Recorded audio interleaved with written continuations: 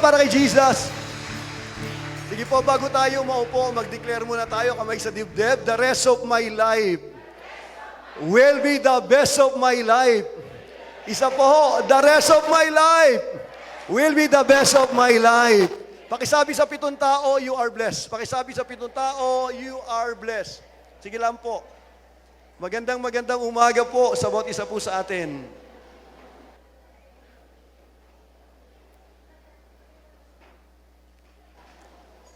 Bago ho tayo magtuloy-tuloy, pwede ho ba akong magtanong, meron ho bang first time na nakarating kayo na simbahan natin? First time lang ho kayo?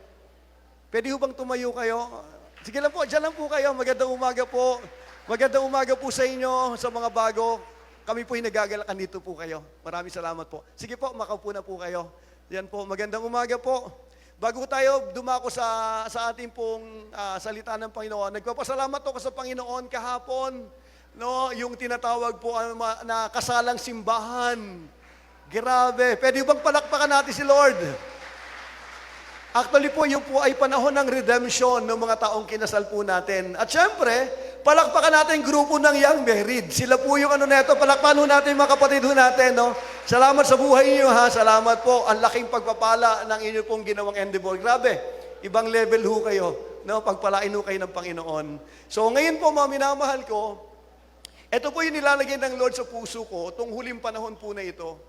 Actually, hindi naman po lingid sa ating kaalaman yung nangyayari no, sa paligid ho natin. Ngayon po, naalala ko, may nag-post, sabi niya gano'n, yung ipinost po ng presyo ng langis, 97, 90 ganito. Sabi ng aking anak, sana all high honor. Ang taas po, grabe. Actually, tataas po siya susunod. At hindi na po ito bago, ito po'y bunga ng tinatawag na digmaan. No? Ang medyo nakakano rito yung tumama po yung World War III, yan pong medyo delikado po ito. Ngayon po, hindi pa ito kaganon katindi talaga, pero nararamdaman na po ito. No, nararamdaman na talaga. Buong mundo po ito kapatid, hindi lang po ito sa Pilipinas, even the Americans, the Canadians, yung lahat po sila nararamdaman po ito. Nagtataasan po yung tinatawag na presyo ng bilihin. Bakit po? Kasi po because of the oil. Nung bombahin po ng Israel at Amerika, yung oil depot ng Iran, maminamahal ko, which 20% ng oil ng buong mundo galing po sa Iran.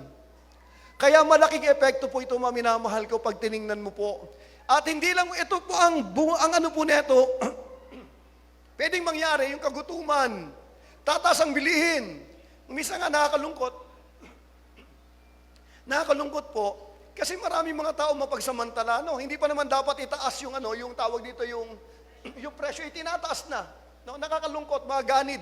No? Nakakalungkot po, na ganun po yung larawan ng mga tao ngayon.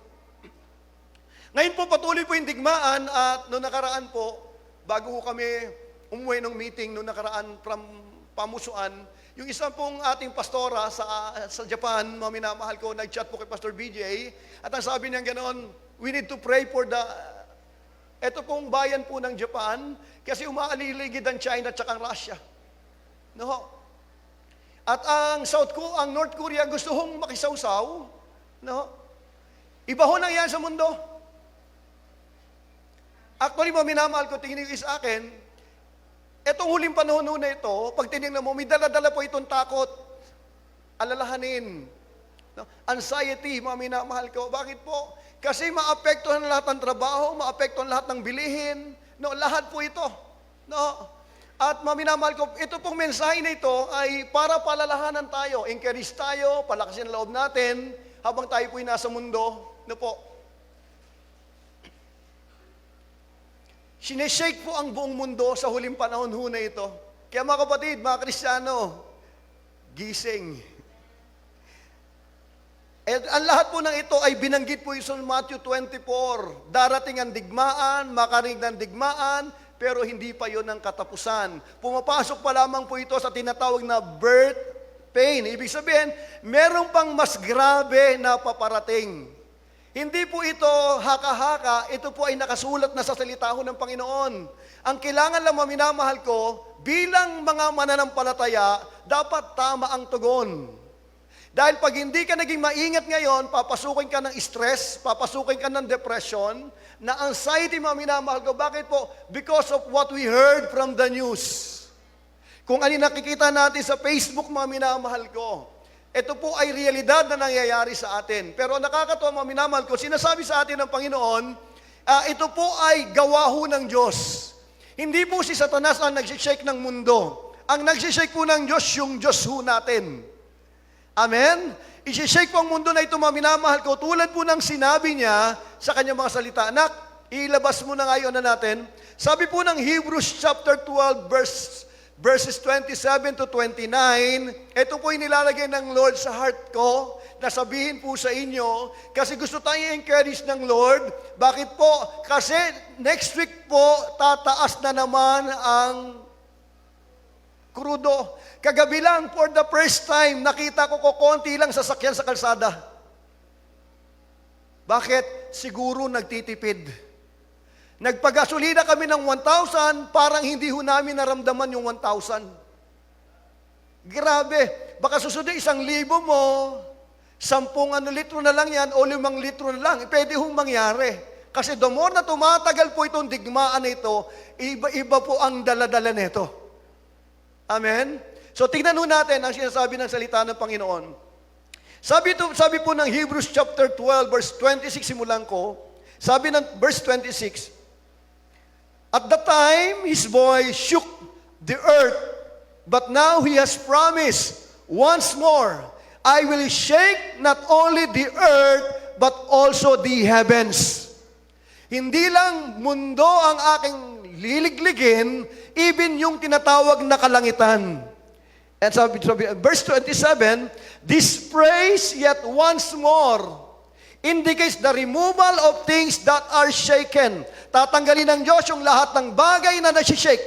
That is, things that have been made in order that the things that cannot be shaken may remain. So ito, maminamal ko, pag inaral na, ang layunin po ng shakening na ito ay tanggalin lahat ng bagay na pwedeng tanggalin upang manatili yung mga bagay na hindi kayang tanggalin. And then verse 28, sabi ho ng Biblia, verse 28, therefore, let us be grateful for receiving a kingdom that cannot be shaken. Ibig sabihin, sabi ng gano'n, kaya nga, tayo ay dapat na magpasalamat dahil tumanggap tayo ng kaharian na hindi po nasishake. Sabi ho ng Biblia, tayo po'y tumanggap ng isang kaharian na hindi po kayang i-shake. And thus, let us offer to God acceptable worship with reverence and awe. Verse 29, for our God is a consuming fire. So, nakakatuwa kasi nung nakaraan, sabi ko may dala-dala talagang fear po ito at may dala-dalang anxiety. Pero nakakatuwang maintindihan, ipaunawa sa atin ng Panginoon, ano mang nangyayari sa mundo ito, it is a shakening that comes from our God. Kung ito po ay galing sa tatay natin, may layunin po ang tatay natin kung bakit po sinishake ang buong mundo. Para tanggalin ang lahat ng lahat ng nasishake upang manatili yung lahat na hindi nauuga. At ang sabi niya ganoon, magpasalamat tayong lahat dahil tumanggap tayo ng kaharian na hindi natitinag. No? So pag-usapan natin ito, mga minamahal ko, the kingdom that cannot be shaken. Na ito yung pag-uusapan natin sa umaga pong ito. I am praying, mga minamahal ko, encourage tayo ng Lord, palakasin tayo ng Panginoon this morning. No, na mawala ho yung takot sa mga puso natin. Sabi nga noon, our topic, the kingdom that cannot be shaken.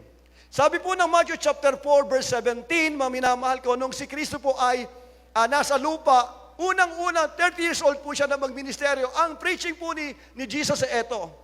From the time Jesus began to preach, ano ang laman ng preaching ni Jesus? Repent, for the kingdom of heaven is at hand.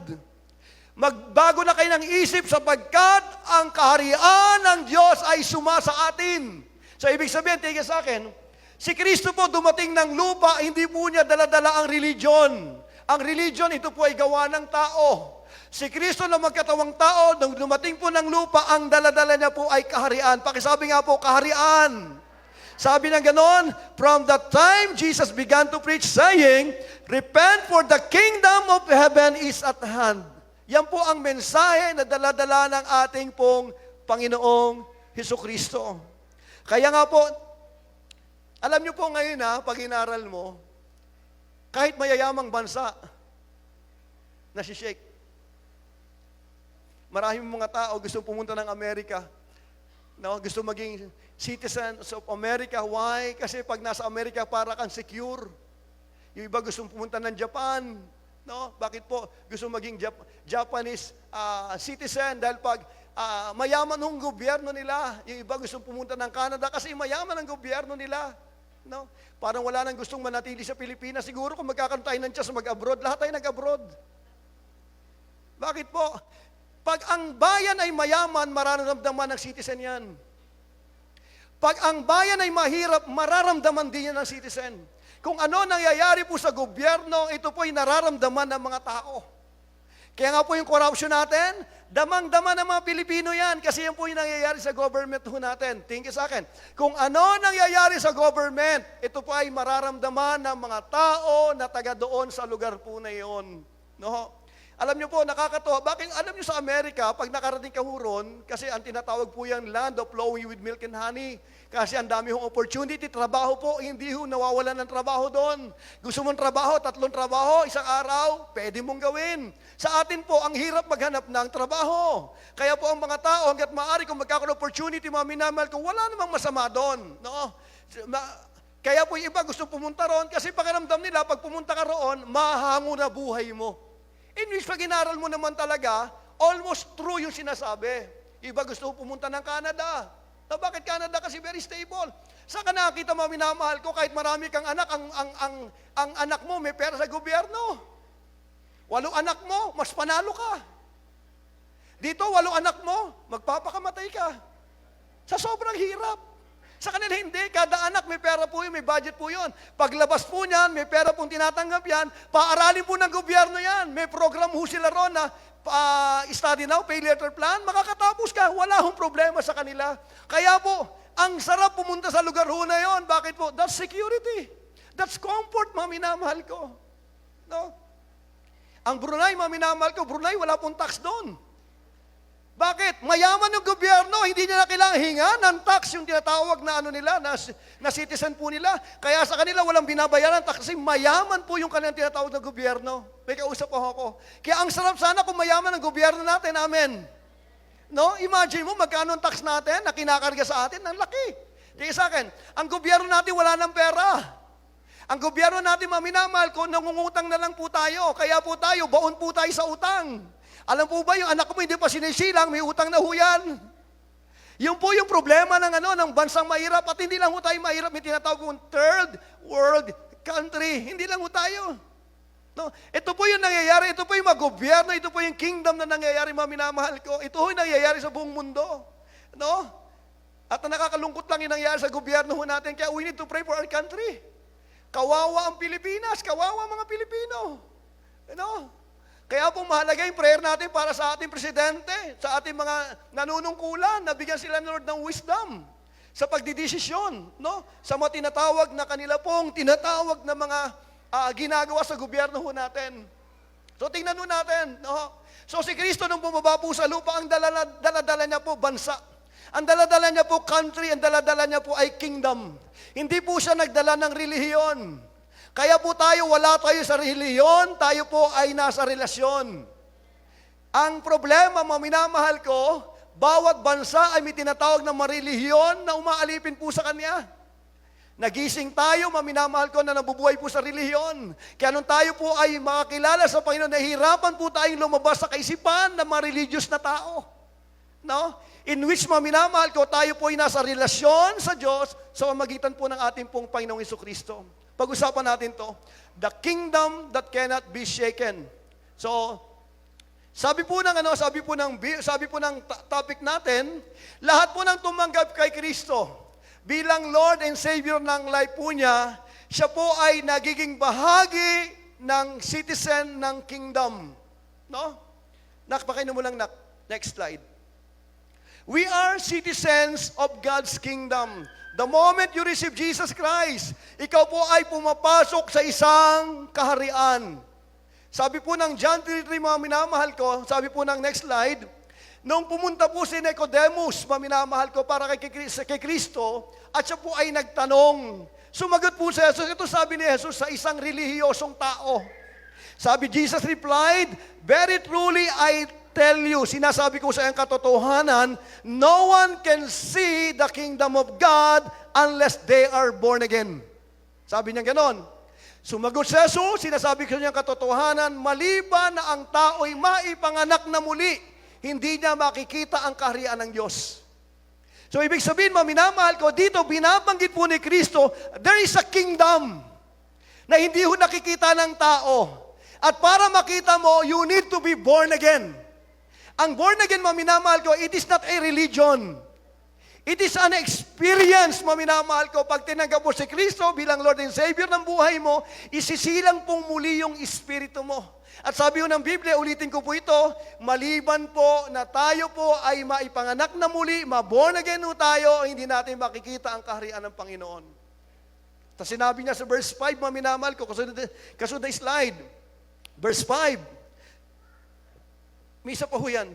Sabi po ng verse 5, Jesus answered, "Very truly I tell you, no one can enter the kingdom of God unless they are born of water and the Spirit."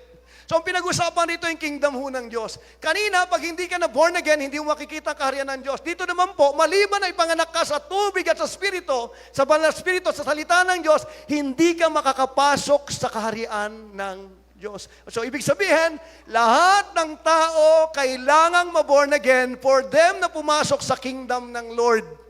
Ang unang requirements upang ang tao po ay makaranas ng pag-aari ng Diyos ay ang pagiging born again in spirit. At tanong ko sa iyo, na-born again ka na ba? Pag hindi ka pa na-born again, minamahal ko, hindi ka pa bahagi ng kaharian ng Diyos. Mamaya titignan natin kung gaano po ito kahalaga. Sana po ma-receive po ng Spirit natin, minamahal ko. Kaya po hindi ho tayo pasimba-simba lang. Hindi ho tayo nandito, minamahal ko, para gumaang pakiramdam natin. Hindi lang ho tayo nandito, minamahal ko, kasi may problema ho tayo. Gusto Lord na maintindihan ho natin kung ano ba yung pinapasok natin. Ulitin ko po ito, kailangan ang tao ay ma-born again upang makita niya ang kaharian ng Diyos, upang siya po'y makapasok sa kaharian ng Diyos. Para maging kingdom citizen ng isang tao, he must be born again. May kausap po ako, pwede ba ako magtanong, tinanggap mo na ba si Jesus bilang Lord and Savior ng life mo? Dahil pag hindi mo pa tinatanggap yan, may problema ka pa rin hanggang ngayon. Hindi, ulitin ko po, hindi tayo nandito para sa religion, andito tayo para sa isang relasyon kay Kristo.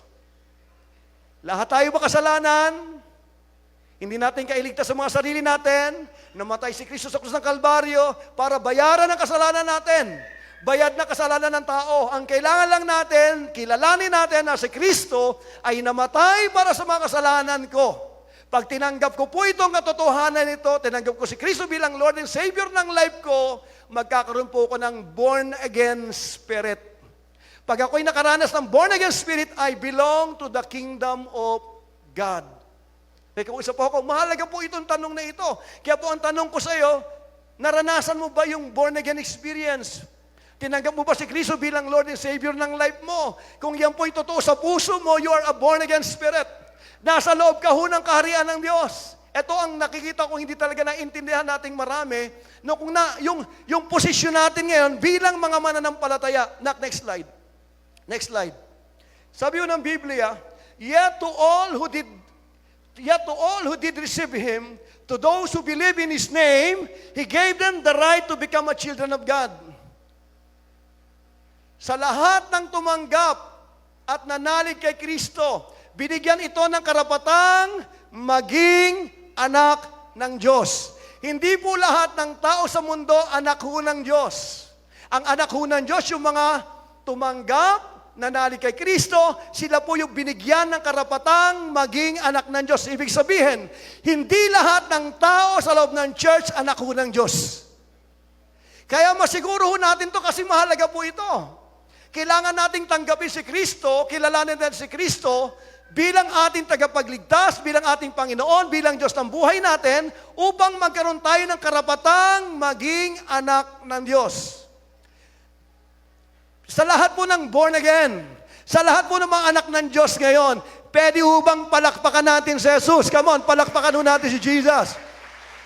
So, ito maganda po ito, kapatid, anak ho ng Diyos. You are a child of God.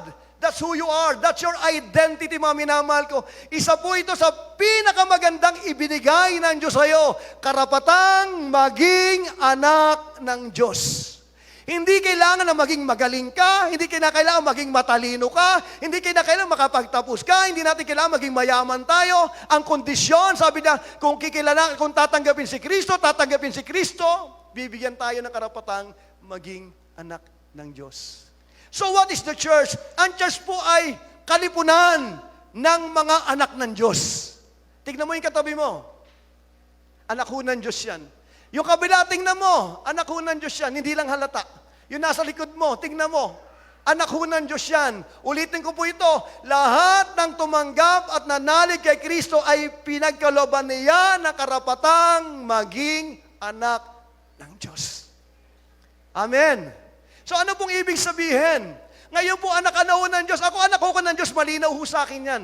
1998, I received Jesus Christ as my Lord, my Savior, my God, maminamahal ko. Kaya ako, I am confident I am a child of God.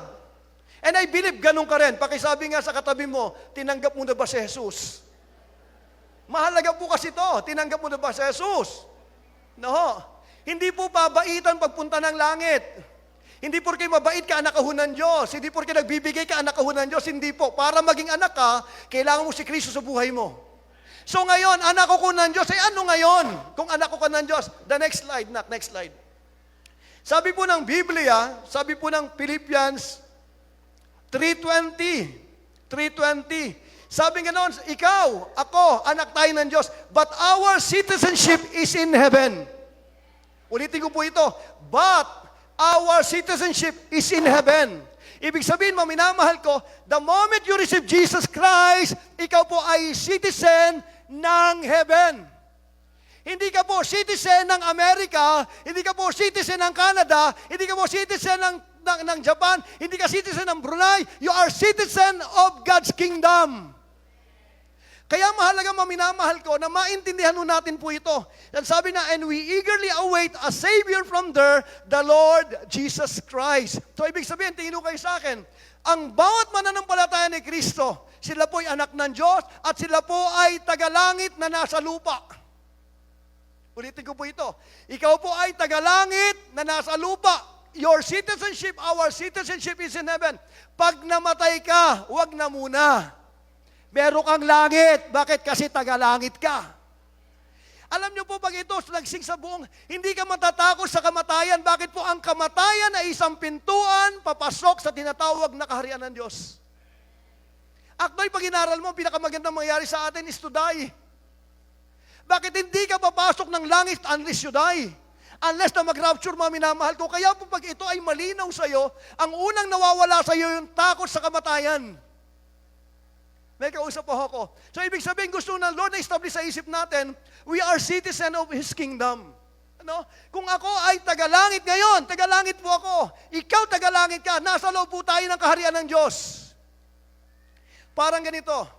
Ito pong buong kwadrado na ito, maminamahal ko, ay mundo. Okay? Tayo pong mga Kristiyano, maminamahal ko, nasa mundo po ang kingdom ng Lord ngayon, pero tayo po ay nasa loob ng kingdom, na ang kingdom nasa mundo. Hindi tayo taga-mundo, tayo po ay nasa mundo, tayo po ay taga-langit. That's who we are.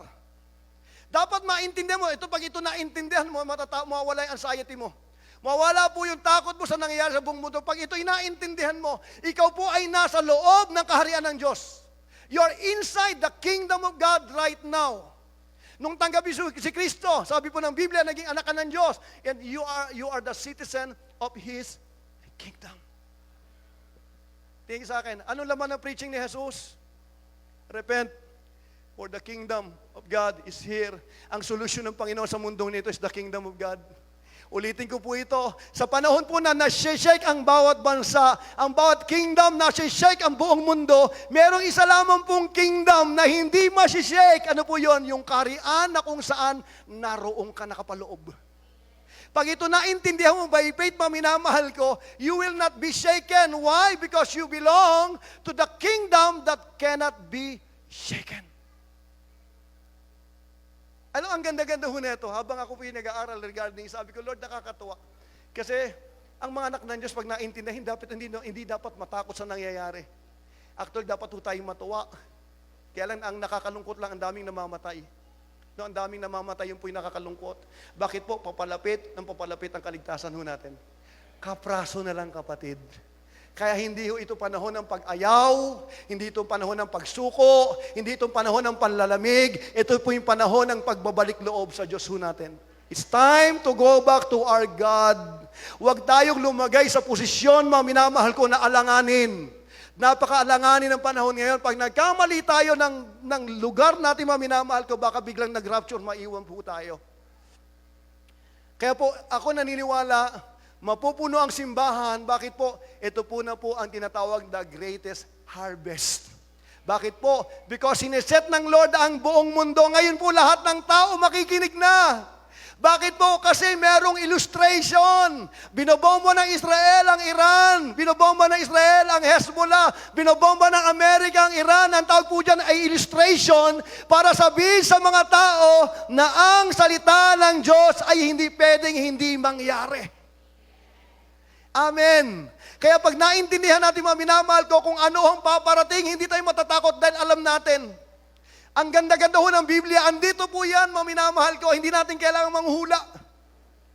Kaya po pag naintindihan mo kung ano salita ng Diyos, hindi ka matatakot sa nangyayari. Bakit po? Ma-excite ka. Bakit? Kasi malapit na ang uwian natin. Our citizenship is in heaven. Hindi ka tagalupa. Tagalangit ka, hinihintay na lang, minamahal ko, yung rapture, uuwi ka na. Sito, minamahal ko, nagpapagawa ka ng bahay sa isang subdivision. Kumuha ka ng bahay sa isang subdivision, meron po ba ngayon? Di ba? Hanggat ginagawa ho yan, hindi ka pwede lumipat, pero sa'yo yan. Amen? Nakapangalan na sa pangalan mo yan, pero ginagawa pa lang yan. Ang tawag doon, minamahal ko, sila Elo, ay yung mga nasa subdivision.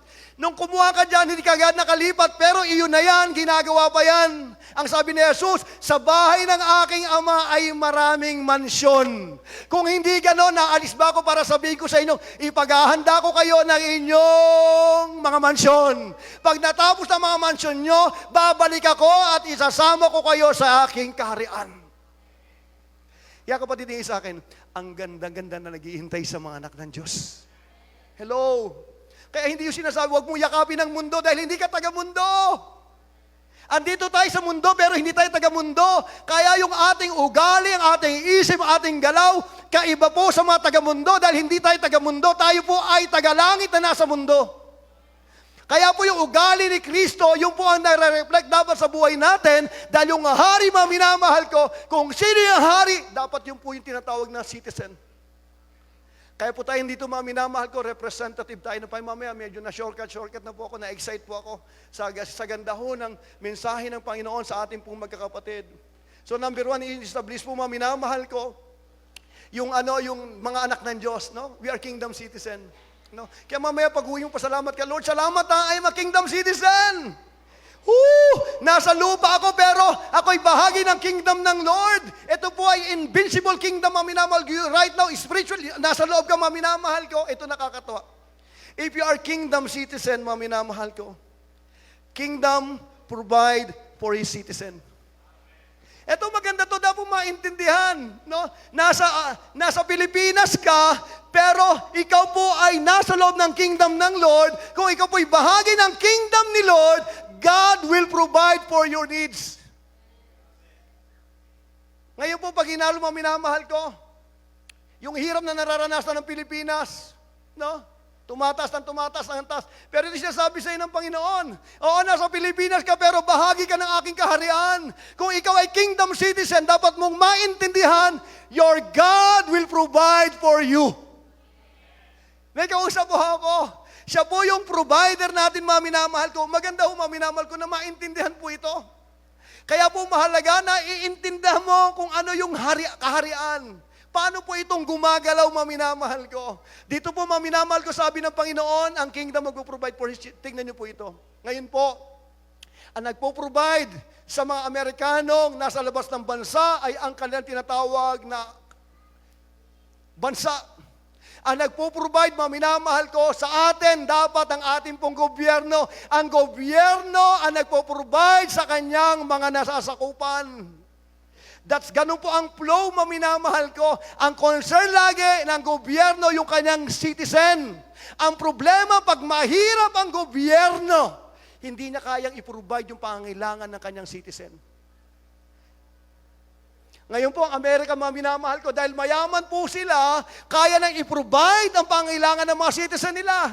So, ano po ibig sabihin? Nung tanggapin mo si Kristo, meron ka na hong passport ngayon. You belong to the kingdom of God. And your God, your Father, yung King mo, siya po yung provider mo. Kaya po, tingnan niyo po ito, sinasabi po ni Pablo.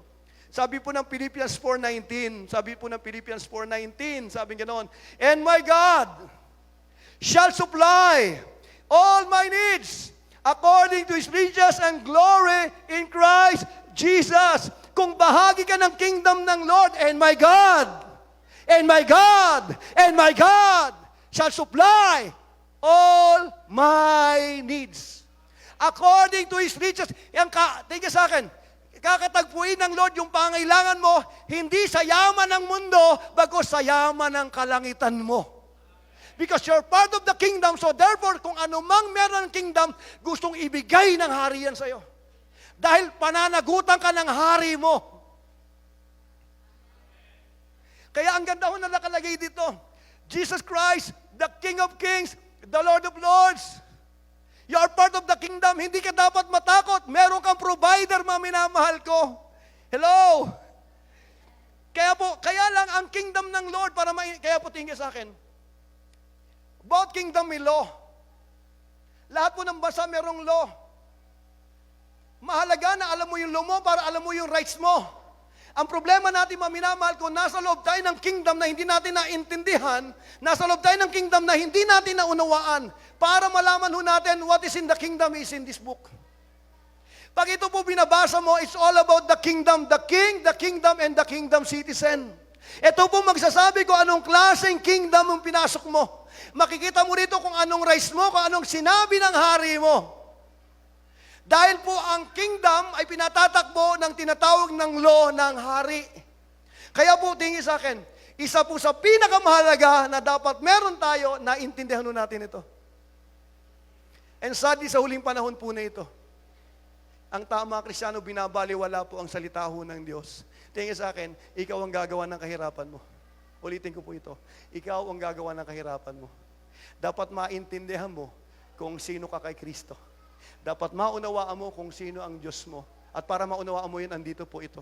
It's all about in this book, the Bible. Kaya pa ulit-ulit na sinasabi ng Panginoon sa atin, read your Bible. Ito magsasabi kung ano ang kaharian, ano ang pribilehiyo ng mga taong nasa kaharian, kung sino ang hari mo, nandito po ito lahat. May kausap po ako.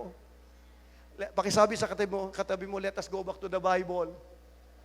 Let us go back to the Bible. Let us go back to the Bible. Sa huling panahon po na ito. Kaya tingin sa akin, yung training ho na ginagawa, nagpapasalamat ako sa Panginoon, kapatid. Masarap po mag-train, masarap maging magaling. Mahirap po pag mangmang.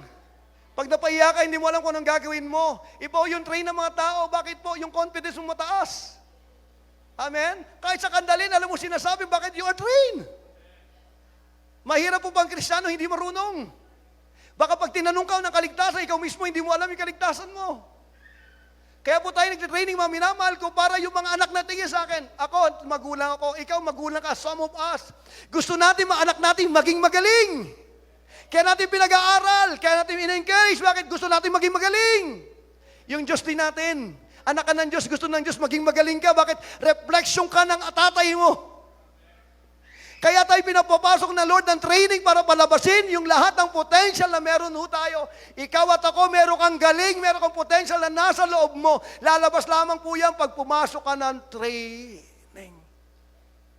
Kaya tayo nag-aaral, mga minamahal ko, grade 1 to grade 6. First year to grade 4, may fourth year, may grade 12, grade 11, ano po yun? Hindi pwedeng wala kang inaral at ikaw po'y mag-a-apply sa isang dissenting trabaho, hindi po. Kailangan mo ng training.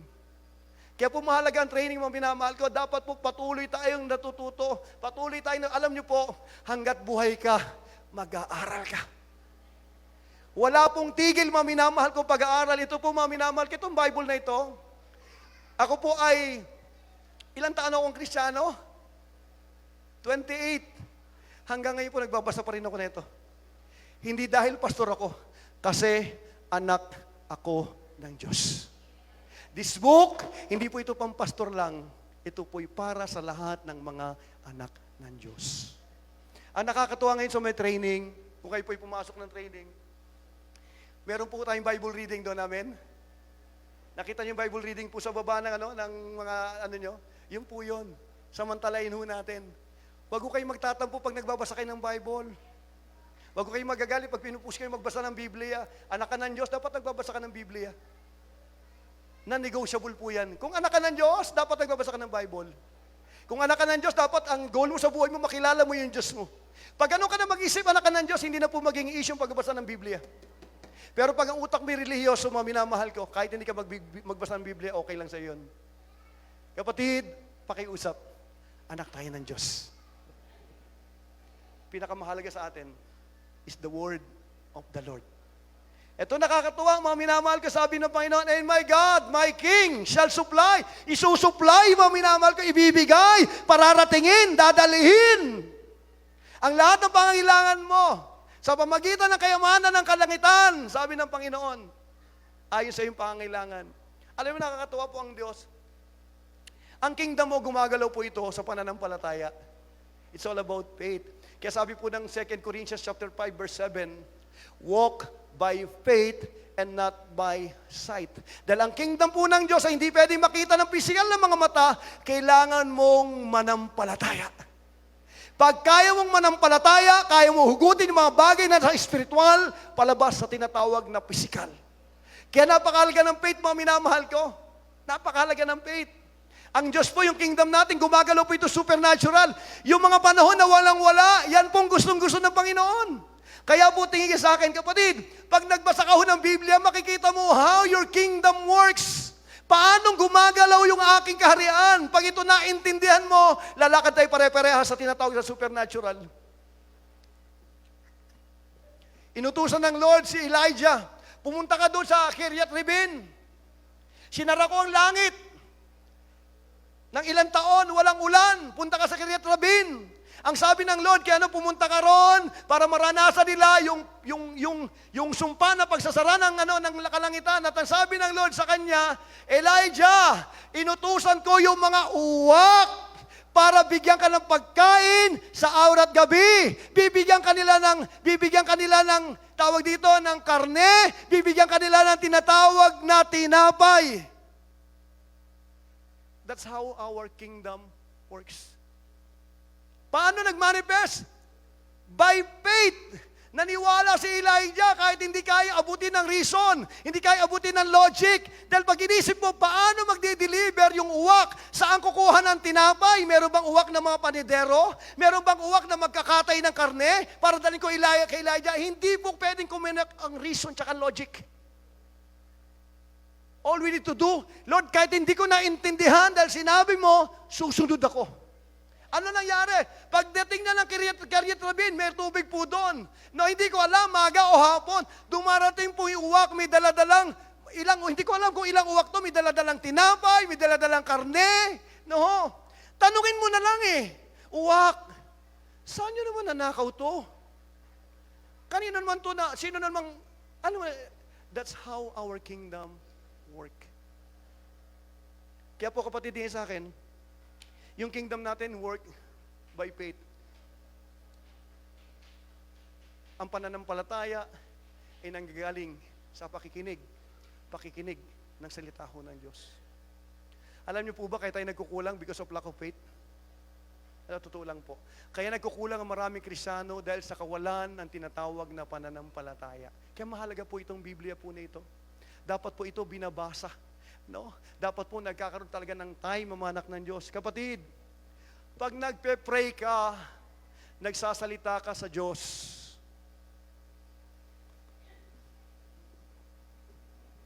Pag nagbabasa ka, nagsasalita ang Diyos sa iyo. Pag nagpe-pray ka, kinakausap mo yung Diyos mo. Pag nagbabasa ka ng Biblia, kinakausap ka ng Diyos mo. Alam mo bakit? Kasi nasa relasyon ka. Walang relasyon na titibay unless may matibay na tinatawag na komunikasyon. Ulitin ko po ito. Kung anak ka ng Diyos, dapat nagpe-pray ka. Ulitin ko po ito. Kung anak ka ng Diyos, dapat nagpe-pray ka kasi anak ka ng Diyos. Kung anak ka ng Diyos, dapat nagbabasa ka ng Biblia. Bakit po? Nasa relasyon ka. Wala ka sa religion. Dapat alam natin kung ikaw ang tatay ko, dapat kinakausap kita at kinakausap mo ako. Para maging healthy relasyon mo sa tatay mo, kailangan ng communication. Ang problema, habang tumatagal na Kristiyano, hindi na nagpipray, hindi pa nagbabasa ng Biblia. Kaya marami kitingin na sa akin, maghihirap talaga ang anak ng Diyos. Bakit po? Kasi hindi niya naintindihan ang kahalagahan ng mga basic na bagay na sinasabi ng Biblia. Pwede ba akong makiusap sa iyo? Go back to your altar. Go back to your Bible. Kailangan natin maintindihan yung hari ng kingdom. Kailangan natin maintindihan, maminamahal ko, kung gaano gumagalaw ang kingdom ho natin. May kausap po ako. Kaya mahalaga po ito, mga minamahal ko. Alam niyo po, si Lord po gustong-gusto yung mga panahong walang-wala. Alam, pag binasa mong Biblia, pinadaan sila sa wilderness. Yun yung kingdom natin eh. Yun yung Diyos natin eh. Yung alam mo na, ito yung totoong nangyayari. That's reality. Pero pinadaan sila sa Lord ng kawalan. Dahil sa lugar ng kawalan, yan ang lugar ng Diyos para sa atin. Maintindihan mo pag nasa kingdom ka, na kaya kang i-provide ng hari mo. Bakit po? Priority ka ng kingdom mo kasi citizen ka ng kingdom. Hindi ka pababayaan ng kahari mo. Bakit po? Dahil tinanggap mo siya bilang Lord and Savior ng life mo. So therefore, siya ang bahala sa pangangailangan mo. Hindi ko siya sabi, hindi tayo magtatrabaho. Even sa trabaho, tingin sa akin, promotion comes from your kingdom. Blessing comes from your kingdom. Trabaho mo dahil yan sa hari mo. Lahat ng tinatangkilik mo dahil yan sa Diyos mo, mga minamahal ko. May kausap po ako. Why? Because you are kingdom citizen. Kasi anak ka ng Diyos. Kaya ang sarap po mag-pray, mga minamahal ko. Nakausap mo yung tatay mo. Maraming salamat po, Ama. Napakabuti mo, Panginoon. Lord, salamat sa buhay. Salamat sa provision. Salamat sa asawa ko, sa mga anak ko. Lord, salamat sa pang-araw-araw ng pagkain. Lord, salamat sa lahat ng provision. Alam niyo po, pag binilang mo araw-araw yung kabutihan ng Lord sa iyo, napakabuti ng tatay natin. Tanong mo kung bakit? Because you are part of the kingdom. Iba po ang blessing ng mercy at iba po ang blessing ng obedience. Minsan binibless na lang ng mga Kristiyano kasi awang-awa na ang Diyos sa Kanya. Pero iba ho yung mga taong masunurin, natutuwa ang Diyos na pagpalain. Iba ang blessing ng obedience, iba ang blessing po ng mercy. Kaya ho mahalaga, minamahal ko, tayo mga anak ho ng Diyos, maintindihan ho natin ito. Kapatid, dito ka sa akin, hindi tayo mga reliyosong tao. Tayo po ay nakapaloob sa kaharian ho ng Diyos natin. Amen. You are the kingdom citizen, minamahal ko, and your kingdom will provide for you. Ngayon po, nasi-shake na ho ang buong mundo. Hindi alam ng mga gobyerno kung anong gagawin ho nila para po abutin yung mga tao ho nila. Pag mahirap ka, nga. Pero pag mayaman ka, maraming pera ang gobyerno, hindi po yung nararamdaman. Pero tayo po, hindi ho tayo mayaman. Bagay tayong third world country. Kaya po ang pagtaas ng bilihin, mararamdaman, tataas yan, minamahal ko. Sana nga po, wag itong tumagal. Bakit po? Hindi rin natin pwede ipag-pray, Lord, patigilin mo ang gera. Wala po yan sa kalooban ng Lord. Sabi ng Lord, magigera. Papasok pa lang ho tayo sa matinding mga paparating, mga minamahal ko. Ang prayer ganito, Lord, ingatan mo lahat ng anak ng Diyos sa mundo po na ito. Panginoon, pahintulutan mo yung nangyayari po sa buong mundo na ito. Lord, ma-preach ang gospel para yung mga taong wala pa sa kingdom mo, makapasok po sa kingdom ng heaven. Hindi natin pwede ipanalangin ng stop po, hindi po ito titigil, mga minamahal ko. Meron pa hong tingin sa akin, itong gera na ito, wala pa po tayo sa World War III. Wala pa po ito. Pero nararamdaman na ho natin nangyayari, lalo na po pag pumasok po ito, mga minamahal ko, sa matitinding gera.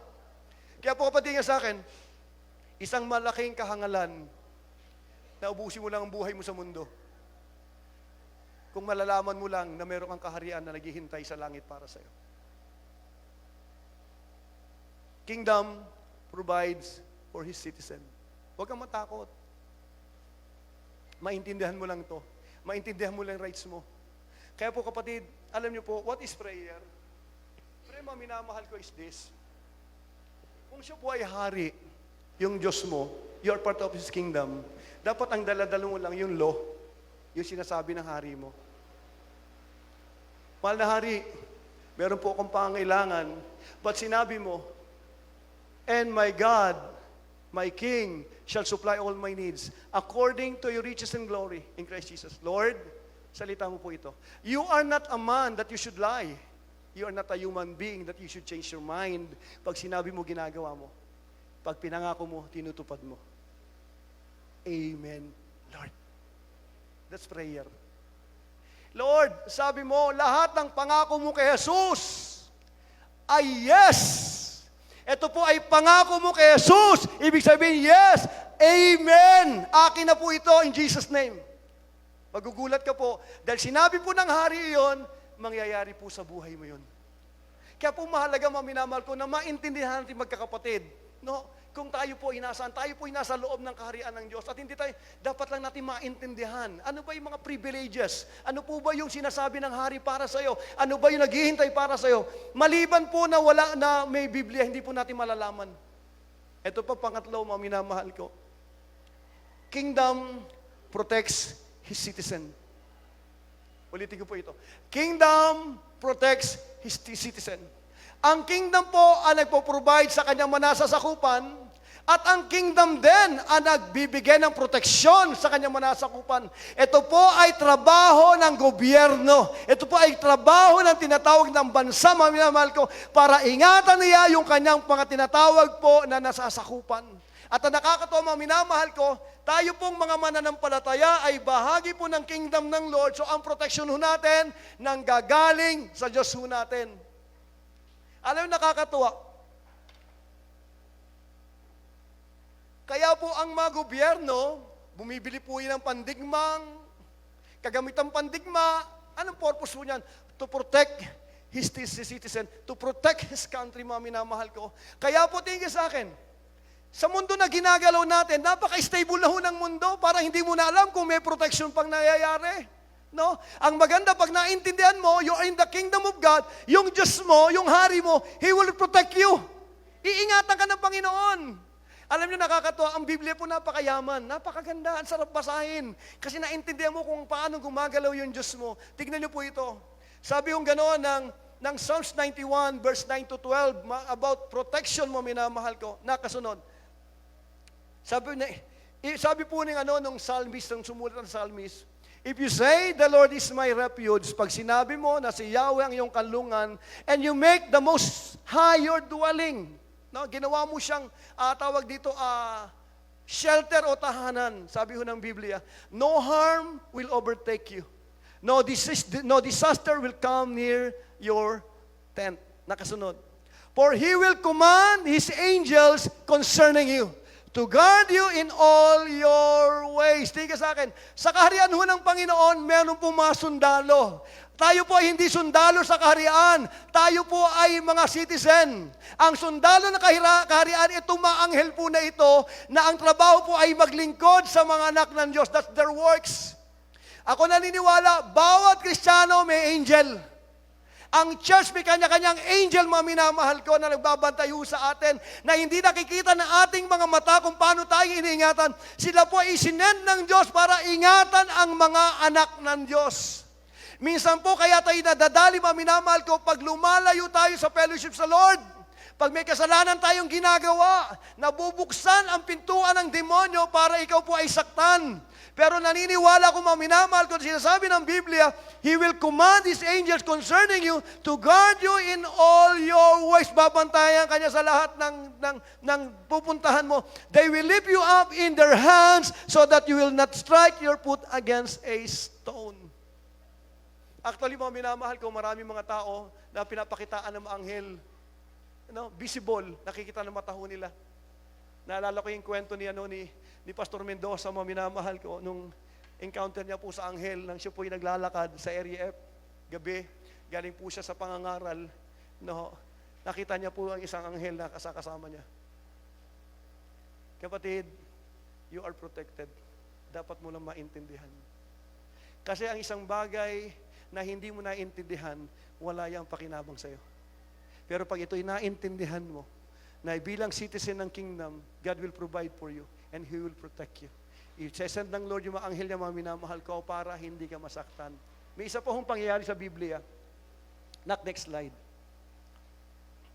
Ito hong pangyayari, ito nakakatuwa po ito. Nung didigmain ng isang bansa ang bayan ng Israel, nag-uusap po yung mga, hindi ko alam kung ano to King of Aram. Hindi ko nalimutan ko. Nag-uusap sila, aambusin nila yung hari ng Israel. Nung sa pinag-uusapan po nila, nakikinig yung Diyos sa kanila, ang ginagawa ng Diyos, kinakausap si Elisha. Elisha, sabi mo sa hari, huwag dadaan dito kasi may ambush. Sasabihin ni Elisha yung galing po sa Diyos, sasabihin niya, Sir, bawal po kayo dumaan dyan, may ambush po dyan. So yung plano ng King of Aram, hindi nangyayari. Di usap na naman sila, ambush na naman. Deklo, dadadadan. Yung Diyos po, nakikinig na yun. Wala akong hindi alam ang Diyos Nakikinig siya, gagawin niya, tataway si Elisha. Elisha, sabi mo sa hari, huwag dadaan dito, dadadadan. Tapos maka-slip na naman. Ilang beses, nagalit na ngayon yung hari. Ang sabi ng hari, sino rito Judas? Etong meeting na ito, may Judas dito Lahat ng pinag-usapan natin, nalalaman ng hari. Sabi po ng isa, mahal na hari, hindi po. May isang propeta, ang pangalan Elisha, nasa Israel. Lahat po ng pinag-uusapan natin, naririnig niya, sinasabi ho sa hari. Ano sabi ng hari? Hanapin niyo kung nasan yan. Dadakpin natin yan. Nagpadala ng marami hukbo, isang propeta, isang hukbong napakarami. Ito ho nang sabi. Hindi po yan ang aking kinat. Ito ho nangyari. Nakita niya si Elisha nasa Dotan. Sa isang lugar. Tapos ginawa niya, nagpadala ng maraming hari, pinaikutan po yung buong Dotan. Kitang-kita, visible po mga minamahal ko, ang kapal po ng sundalong dumating para huliin si Elisha. At ang nakakatawa, unang nagising yung kanyang servant, siguro umiihi sa labas. Pag gano'n niya mga minamahal ko, nakita niya, natakot siya, napapaligiran sila ng napakaraming sundalo. Kaya bumalik siya sa loob, sabi niya, mahal na propeta, may problema tayo, napapaikutan tayo na napakapal na tinatawag na mga sundalo. Ito yung reaksyon, mga minamahal ko. Ito na ho yun. When the servant of the man of God got up and went out early the next morning, an army with horses and chariots had surrounded the city. Ang sabi po ng servant, oh no, my Lord, what shall we do? The servant asked, anong gagawin natin? Sabi po kasi nakikita ng mga mata niya, kaya nagkikarit po ito ng takot. And then sabi po ng mahal na propeta, don't be afraid. Because he is part of the kingdom. He is the citizen of the kingdom. Kaya makikita mo, minamahal ko, hindi ho natatakot. Ito po sabi niya, don't be afraid. Bakit siya ganun? Napapaligiran na tayo ng maraming sundalo. Bakit hindi ka natatakot? Don't be afraid. Sabi, the prophet answered. Ito nakakatawa. Those who are with us are more than those who are with them. Yung kasama natin, mas marami kesa sa kanila. Parang ganito, yung pumapalibot sa atin ay pinapalibutan nila. Hindi yung nakikita. Pero may propeta nakikita nangyayari. And then sabi ng propeta, maminamal, kay Elisha prayed, open his eyes, Lord, so that he may see. Then the Lord opened the servant's eyes, and he looked and saw the hills full of horses and chariots of fire all around Elisha. Ang tawag dito ay protection. Ano yung masarap magkaroon ka ng awareness? I am a kingdom citizen. My king will provide for me, and my king will protect me. That's how our kingdom works. Alam mo, tingin sa akin, sa totoo lang naman, kaya minsan hindi tayo napoprotektahan ng Panginoon because of sin. Pag nasa loob ka ho ng kasalanan, mga minamahal ko, parang tinatanggal mo po yung tinatawag ng wall of protection mo. Pero pag ikaw po, mga minamahal ko, ay nasa loob po ng tinatawag na pag-iingat ng Lord, no one can harm you. Alam mo, nakakatuwa po. Naalala yung nag-uusap po pangalan nito, si Satanas at si Lord. Ang sabi po ni Lord kay Satanas, have you seen my servant Job? Wala siyang katulad. Sabi ni Lord, blameless. Ang sabi ng Panginoon, kaya naman sinasamba ka niyan. Bakit? Binakuran mo eh. Binigyan mo ng protection eh. Eh pag may protection mo yan, hindi ko pwedeng galawin yan. Kasi kingdom people yan eh. May protection ng Diyos yan eh. Bukod sa may protection yan, bine-bless mo pa kasi part yan ng kingdom. Subukan mong tanggalin yung ano niyan, yung protection yan. Sabi ng Panginoon, sige, ililip kang protection. Pwede mong galawin pero hindi mo pwedeng patayin. Kapatid, tingin mo kayo sa atin. Kung ikaw may mamamatay na, kalooban na ho yun ng Diyos. Ulitin ko po ito. Kung ikaw po'y mamamatay na, ako'y mamamatay na, kalooban na ho ng Diyos yun. Huwag na ho natin pigilin. Ano po ito? Pag uwi na ho natin yan sa tunay na bahay. Yung po yung bahay, tahanan, mansyon na hinanda ng Diyos para sa lahat ng mga anak ng Diyos. Kaya po ang kamatayan, hindi po yan dapat katakutan. At gusto kong maintindihan natin lahat, wala tayong madadala. Wala. Even po itong damit na ito, pag ibinurol ka, mga minamahal ko, hindi po yan dahil ito po ay babalik po sa lupa. Yung kaluluwa mo po ang lumabas, mga minamahal ko, yung espiritu mo lumabas sa katawan mo, at kahit 500, wala ka may dadala. Dahil walang material na bagay ang pwedeng pumasok sa spiritual na lugar. Kaya ho kapatid, tingin kayo sa akin, si Kuya Joey ho, well done na po yun. Kaya sabihin natin, ang bata pa ni Joey, kalooban na ho ng Diyos yun. Gusto ko maibigyan ko ng security, mas masaya po si Joey kaysa sa atin. Bakit po? Yung hari na pumipikit tayo para sumamba, lumuluod, umiiyak, hindi natin nakikita. Ngayon po kasama na ni Joey, kakwentuhan niya. Kaya kapatid, tingin sa akin, ang kamatayan hindi po kinatatakutan nito. Darating at darating po sa ating pare-parehas yan. Tingin sa akin, pag humingi ka na extension ng life mo sa Panginoon, Lord, dagdagan mo buhay ko. Dapat pag nagpadagdag ka, dapat may gagawin ka para sa Diyos. Dahil kung magdadagdag ka rin lang at wala ka rin gagawin sa Panginoon, anong silbi ng pagdadagdag ng buhay natin? Amen. Lalalim lang yung kasalanan gagawin mo. Naalala ko po isang hari, minamahal ko, sabi ni Isa sa kanya, pumasok po yung hari, pumasok si Isaiah sa hari, Hezekiah. Sabi ng Lord kay Hezekiah, sabi mo sa kanya, hari, mahal na hari, Hezekiah, handa mo na yung lugar mo, mamatay ka na ngayon. Ayusin mo yan mo, yung iiwan mo. And then umalis po yan. Umalis po yung sa Isaiah. Tapos na ano po niya, na-receive po ni Hezekiah. Iyak na iyak si Hezekiah. Sabi niya, Panginoon, tumara po siya sa pader. Panginoon, alalahanin mo naman yung ginawa kong mabuti sa iyo. Umiyak po siya sa Panginoon. Abang umiyak siya sa Panginoon, kinakausap naman ng Lord si Panginoon, si Isaiah. Sabi, Isaiah, bumalik ka. Narinig ko yung pag-iyak niya. Sabihin mo sa kanya, in-extend ko ng 15 years ng kanyang buhay.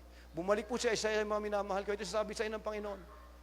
In-extend ng Diyos yung buhay mo ng 15 years. Paano ko ito malalaman? Sabi ng gano'n, ano yung kasiguruhan? Nakikita mo yung anino na ito? Pag ito ay parang nagsalungat, mga minamahal ko. Sinasabi ng salita ng Diyos. Na-receive niya yung 15 years niya. Ito lang nakalungkot yung 15 years niya kung ano-anong pinagagawa niya sa buhay niya. In-extend yung buhay pero puro kalokohan ang ginawa. Lalo po siya nagkaroon ng problema sa buhay niya. Kapatid, ako ho, tingin sa akin, gusto ko extend ng Lord yung mga buhay natin. Pero sana pag in-extend ng Lord yung buhay natin, ipagamit natin sa Diyos.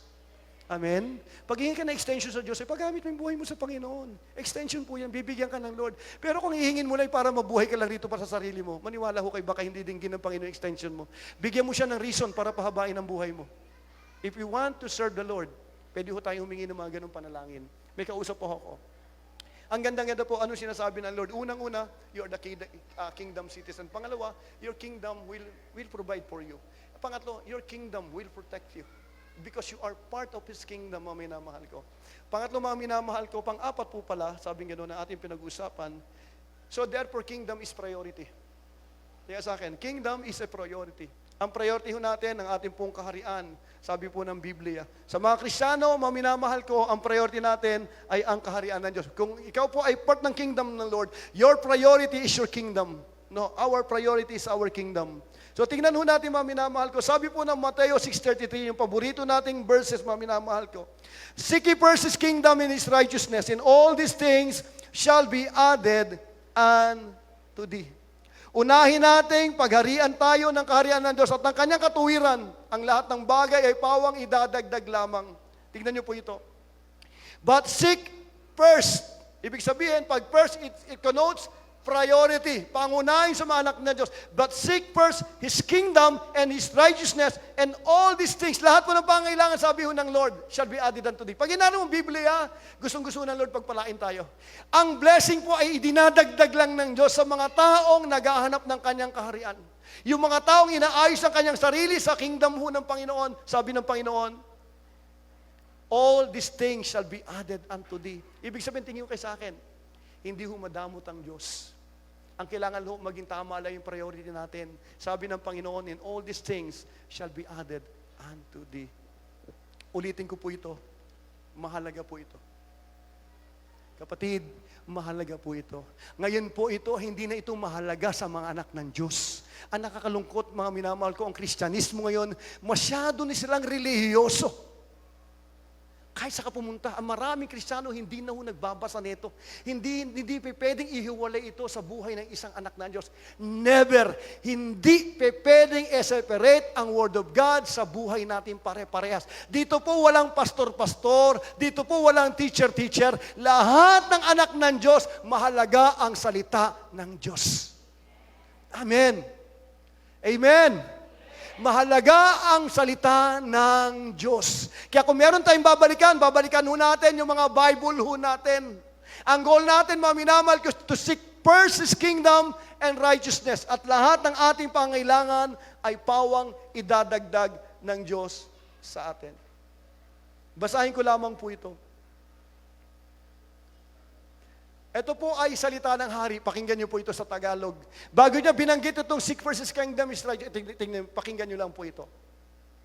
Sabi nga noon, verse 25 ng Matthew chapter 6, sabi niya, kaya sinasabi ko sa inyo, huwag kayong mabalisa tungkol sa inyong kakainin at sa inyong iinumin, upang kayo'y mabuhay, o kaya'y tungkol sa susutin ng inyong katawan. Hindi ba't ang buhay ay higit na mahalaga kaysa pagkain at ang katawan kaysa damit? Masdan ninyo ang mga ibon, hindi sila nagtatanim ni umaaniman, o kaya nagtitipon sa kamalig, ngunit pinakakain sila ng inyong amang nasa langit. Hindi ba't higit kayong mahalaga kaysa mga ibon? Sino sa inyo ang makapagpapahaba ng kanyang buhay na kahit isang oras sa mamagitan ng kanyang pagkabalisa? At bakit kayo nababalisa? Tungkol sa pananamit, isipin niyo kung paano tumutubo ang mga bulaklak sa parang, hindi sila nagtatrabaho, hindi gumagawa ng damit. Ngunit sinasabi ko sa inyo, kahit si Solomon na napakayaman ay hindi nakapagdamit ng singganda ng isa sa mga bulaklak na ito. Kung dinaramtan ng Diyos ang damo sa parang na buhay ngayon at kinabukasan igagatong sa kalan, kayo pa kaya? Kay liit ng inyong pananampalataya sa Kanya. Kaya't huwag kayong mag-alala, baka kayo kapusin sa pagkain inumin o damit. Hindi ba't ang mahentil na ang nababahala tungkol sa mga bagay na yan? Alam na ng inyong Ama na nasa langit na kailangan ninyo ang lahat ng iyan. Ngunit higit sa lahat ay pagsumikapan ninyo na kayo'y pagharian ng Diyos at mamuhay ng ayon sa Kanyang kalooban at ibibigay niya sa inyo ang lahat ng inyong pangailangan. So, ibig sabihin, tingin sa akin, ang priority ng mga anak ng Diyos, yung kingdom ng Diyos. Ang pangailangan mo, binibigay lang. Yung ibon, sabi ng Lord, yung ibon na yan. Ako minsan po, natitingin ko yung mga ibon sa taas. Pambira, imagine mo, daming ibon, pinapakain sila ng Diyos. Wala naman silang boss eh. Lipad lang ho ng lipad yan eh. Hindi sila walang pagkain. Bakit po? Kasi meron Diyos na nagpapakain sa kanila. Ito nakakatuwa. Sabi ng Panginoon sa atin, yung mga ibon na yan, pinapakain ng tatay mo yan. Huwag kang matakot. Ang dapat mong gawin, seek first His kingdom in His righteousness, and all these things shall be added unto thee. And then sa huli, mga minamahal ko, priority natin yung kingdom ho ng Panginoon. And then sa huli, sinasabi ho ng Panginoon sa atin is this: we are ambassadors of the kingdom. Tayo po ay mga ambassador ng ating pong kaharian. Alam niyo po, mga minamahal ko, ang pinakamahalagang tao sa isang kaharian, yung pinadadalang ambassador, mga minamahal ko ng ano. Tayo po, may ambassador tayo sa Amerika. No? Hindi po siya taga-Amerika, siya po ay ambassador na galing ng Pilipinas, ipinapadala po sa bayan po ng Amerika. Ang trabaho niya, mga minamahal, hindi po siya taga-roon, taga-rito po siya, mga minamahal ko. Ang trabaho po niya ay kung ano man ang issue ng bansa natin sa Amerika, siya po yung nag-aayos po nun. Ang tawag po doon ay ambassador. Sila po ay makilalang mga tao, mga minamahal ko sa atin po, dito po sa Pilipinas. Naalala ko po, no, ako po yung nag-work sa tawag dito po sa Manila Polo Club, halos diyan po nakatira ang lahat ng ambassador ng lahat ng buong bansa. Sila po yung mga kilalang tao ang nagpo-provide sa kanila yung bansa po nila, pera, sasakyan, proteksyon, probisyon, ang nagbibigay po sa kanila yung kanilang kinatawag na bayan. Sila po yung representative ng bayan ho nila. Kaya po pag dumadating po ito mga minamahal ko, lalo na po yung mga US ambassador sa Pilipinas, astiguyang gumalaw mga minamahal ko. Bakit? Nire-represent niya ho yung kingdom niya doon po sa tinatawag na bayan ho natin. So ano pong ibig sabihin? Ano pong ibig sabihin? Tingin sa akin, sabi ho ng Panginoon, you are ambassador of your kingdom. Tayo po, kaya tayo nasa lupa, mga minamahal, tingin sa akin, kaya lang naman tayo nasa lupa kasi may pinagagawa tatay natin. We are ambassadors. Ang trabaho natin, sabihin sa mga tao na ang Diyos ay namatay para sa kanila. Na ang kasalanan ay napatawad at pwede na silang bumalik sa tatay po nila. Pwede silang bumalik sa kingdom ng Diyos. Yung po ang trabaho natin. Kaya po tayo nag-evangelize, kaya tayo nagpipreach sa kalsada. Kahapon po nakakatuwa sila Ate Asia at sila Ate Dayan. No? Sila po ay nagkaroon ng FO dito po sa nagkaroon po ng field operation o evangelism sa dito. Sa Citrus. Kausap ko si Ate Dayan kahapon, natutuwa nga ako kasi punong-puno ng apoy. Natutuwa ako. Sabi ko, one day, babalik ko tayo rito. No? Tayo po ay gagamitin ng Lord para sabihin sa mga tao na ang kaharian ng Diyos ay para po sa kanila. Kapatid, mga ambassador tayo ni Kristo. The verse. We are therefore Christ's ambassadors. As though God were making His appeal through us, we implore you on Christ's behalf, be reconciled to God. Sabi po malinaw na ang lahat po ng anak ng Diyos, tayo po ay mga ambassador na nasa lupa. Ambassador ng kalangitan, ambassador ng kingdom ho natin. Kaya po tayo nandito mga minamahal ko, ay para sabihin sa mga tao, Jesus died for them. At meron ng forgiveness ang Panginoon para po sa kanila. Para sila po ay maging bahagi ng kaharian ng ating pong Panginoon. Matthew 28:18-20. Then Jesus came to them and said, all the authority in heaven and earth has been given to me. Therefore, go and make disciples of all nations, baptizing them in the name of the Father, the Son, and of the Holy Spirit, teaching them to obey everything that I have commanded you. Nakasunod. And surely I am with you always to the very end of the age. Ang church po, minamahal ko. Kaya po ang church, pag inaral mo, para po itong embassy. Ang simbahan po ay parang embassy. Kasi andito po lahat ng ambassador. Ito po ay gathering, minamahal ko, ng mga ambassador ng kalangitan. No, ang trabaho natin, minamahal ko, is to disciple the nation. To win souls and make disciples. That's who we are. Church, tingin kayo sa akin. Hindi ho tayo pwedeng mabuhay sa sarili lang ho natin. Tayo po ay nabubuhay para sa Diyos at para sa ibang mga tao. Huwag mo masyadong isipin ng sarili mo, meron kang Diyos na kaya mag-provide sa'yo. Huwag kang matakot. The more na iniisip mo ang sarili mo, baka hindi ka na kayang isipin ng Diyos. Pag inisip mo ibang mga tao, minamahal ko, yung Diyos ang mag-iisip sa'yo because you are part of the kingdom. So ano na po sa huli? Nung magkaroon po ng gera, mga minamahal ko, itong gera po na ito, ang unang-unang ginawa ko, mga minamahal ko ng mga bansa, ay ito. Nagpadala sila mga eroplano para kunin yung mga citizen po nila. Lahat ng mga taga-Croatia, nananawagan. Lahat po ng taga-Croatia, sakay po na aeroplano yan, sibat na aeroplano. Bakit po? Kasi may gera. Pati Amerika, nagpadala po sila para tanggalin po yung tinatawag na citizen nila kasi po may gera. Ang gobyerno, minamahal ko, siya nagbibigay ng proteksyon sa kanyang citizen. Kaya magugulat ka, sa iba't ibang bansa, nasa Middle East po, bumababa ang may aeroplano dyan, nananawagan sa mga citizen na kunyari, meron pong mga rito, taga-Indonesia, lahat ng Indonesia ang tinatawagan, sakay po aeroplano, sibat po yan, kasi nasa gitna sila ng gera. Minsan nakakalungkot lang yung sa atin, mga minamahal ko, ang katuwiran po ng gobyerno, walang makalapag na aeroplano.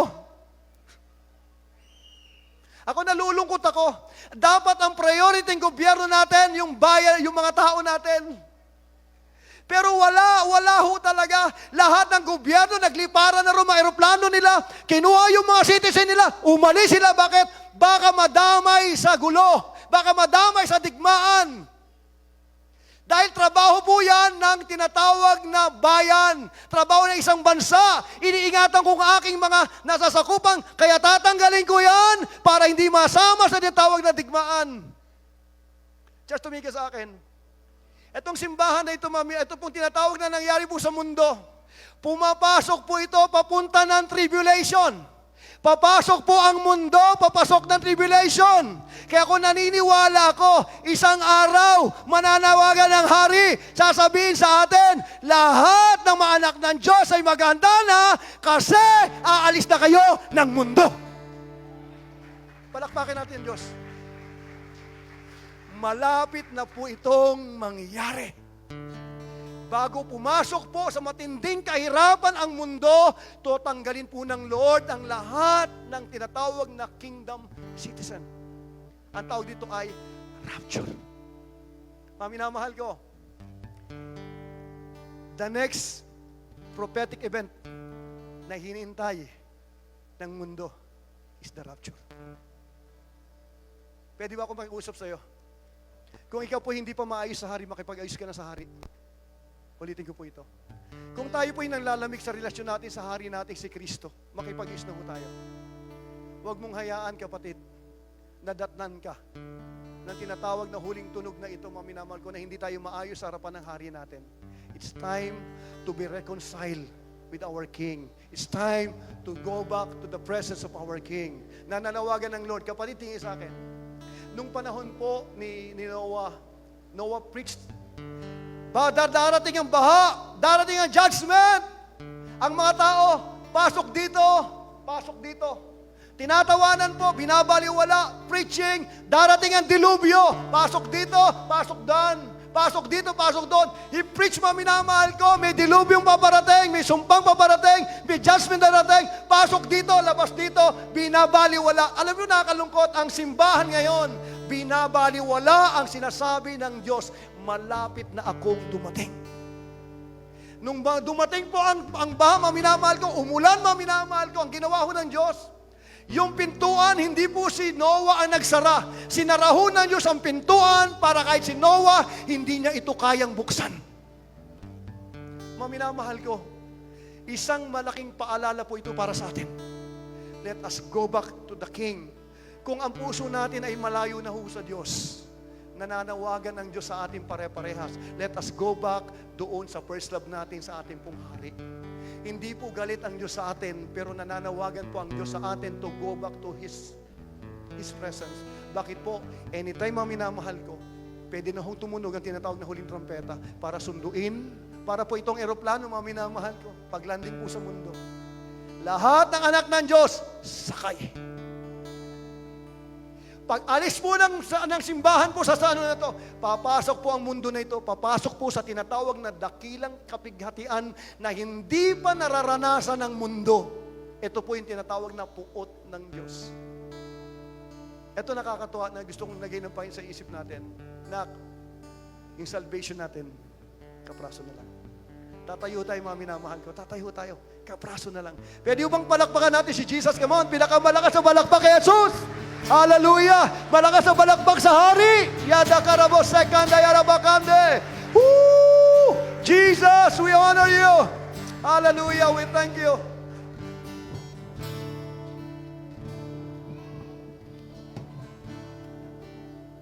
Worship our Lord Jesus Christ.